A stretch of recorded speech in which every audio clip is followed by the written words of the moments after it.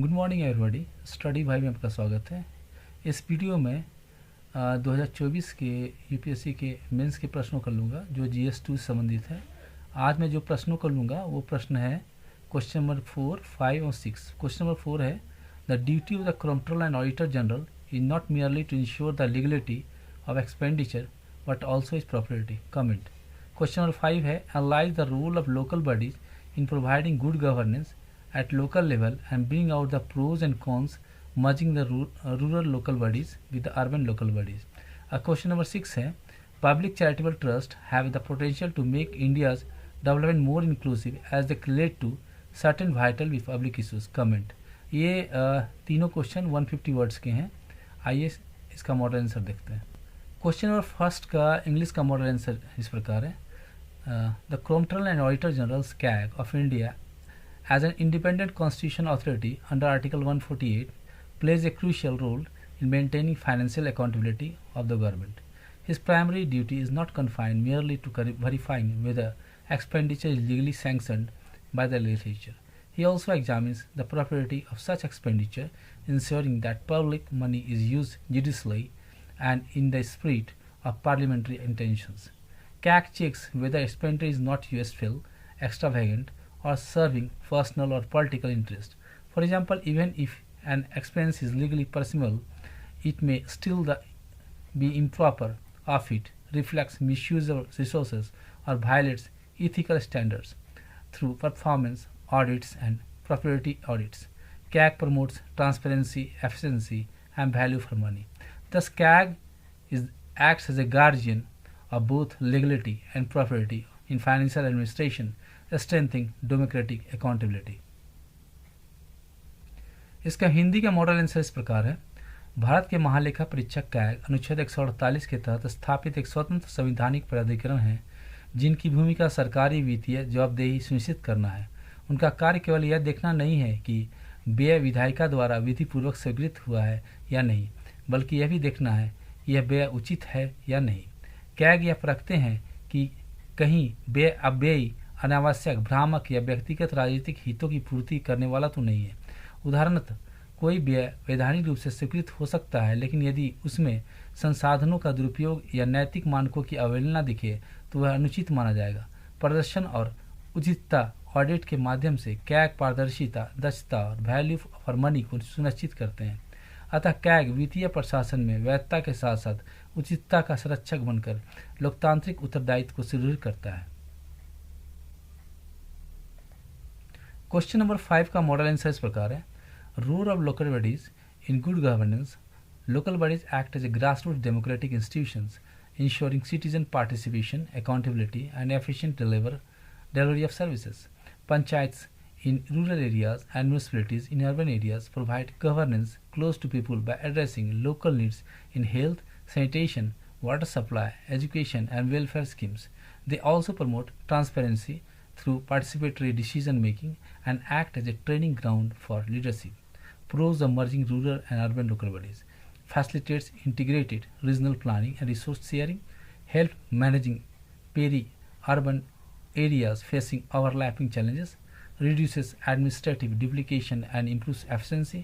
Cons of merging: a risk of neglecting rural priorities due to urban dominance, challenges in representation as rural voices may be sidelined, administrative complexities in harmonizing different governance structure. The conclusion is in this way: while merging can ensure holistic development in transitional regions, preserving the distinct characters and needs of rural and urban communities essential for balanced grassroots governance.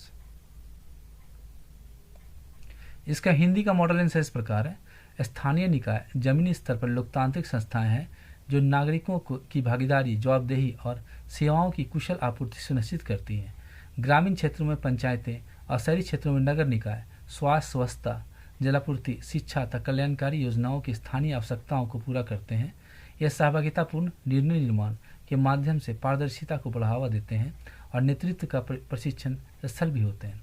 ग्रामीण और शहरी निकायों के विलय के पक्ष: क्षेत्रीय योजनाओं एवं संसाधनों का सम्मिलित उपयोग संभव, अर्ध शहरी क्षेत्रों की समान चुनौतियों का समाधान, प्रशासनिक दोहराव घटाकर दक्षता में वृद्धि। विलय के विपक्ष में शहरी वर्चस्व के कारण ग्रामीण प्राथमिकताओं की उपेक्षा, प्रतिनिधित्व में असमानता ग्रामीण आवाज दब सकती है, भिन्न प्रशासनिक ढांचों के समन्वय में कठिनाई।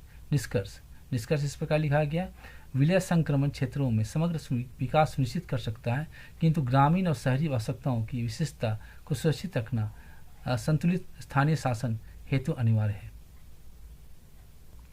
क्वेश्चन नंबर 6 का इंग्लिश का मॉडल आंसर इस प्रकार है, public charitable trust play vital role in addressing socio economic disparities in India. They work in crucial areas such as education, health care, rural development, women empowerment, and social welfare, thereby complementing governmental efforts by mobilizing resources from philanthropy and corporate social responsibility. These trusts help bridge gap in service delivery, particularly in marginalized and under-reserved regions. Trusts like the Tata Trust, Azim Premji Foundation and others have contributed significantly to skill development, primary education and community health. They promote inclusivity by focusing on vulnerable groups, scheduled castes, scheduled tribes, women, children and differently abled persons, ensuring equitable access to opportunities. However, challenges such as lack of transparency, accountability and overlapping efforts with governmental schemes reduce their effectiveness. Strengthening regulatory mechanism, increasing collaboration with local governance and ensuring participatory approaches can enhance their impact. इसका हिंदी का model answer इस प्रकार है, भारत में लोक परोपकारी न्यास public charitable trust सामाजिक आर्थिक असमानताओं का दूर करने में महत्वपूर्ण भूमिका निभाते हैं। ये शिक्षा, स्वास्थ्य, ग्रामीण विकास, महिला सशक्तिकरण तथा सामाजिक कल्याण जैसे क्षेत्रों में कार्य कर सरकार के प्रयासों को पूरक बनाते हैं। परोपकार और कॉर्पोरेट सामाजिक उत्तरदायित्व CSR से प्राप्त संसाधनों के माध्यम से ये न्यास विशेषकर वंचित और उपेक्षित क्षेत्रों में सेवा की खाई को पाटते हैं। टाटा ट्रस्ट, अजीम प्रेमजी फाउंडेशन जैसे संस्थानों ने कौशल विकास, प्राथमिक शिक्षा और सामुदायिक स्वास्थ्य में उल्लेखनीय योगदान दिया है। वे अनुसूचित जाति, अनुसूचित जनजाति, महिलाएं, बच्चे और दिव्यांग जैसे कमजोर वर्गों पर ध्यान केंद्रित कर समावेशिता को बढ़ावा देते हैं। फिर भी पारदर्शिता कमी, जवाबदेही का अभाव और सरकारी योजनाओं के साथ दोहरा जैसी चुनौतियां उनकी प्रभावशीलता को कम करती है। मजबूत नियमन, स्थानीय निकायों के साथ सहयोग और सहभागितापूर्ण दृष्टिकोण से इनके प्रभाव की और बढ़ाया जा सकता है। अतः लोक न्यास प्रभावी नियमन और एकीकरण के साथ भारत के विकास को अधिक समावेशी और टिकाऊ बना सकते हैं। आपको ये वीडियो कैसा लगा? अपने कमेंट जरूर दें। अगर अच्छा लगा तो इसको शेयर करें और सब्सक्राइब करें। धन्यवाद।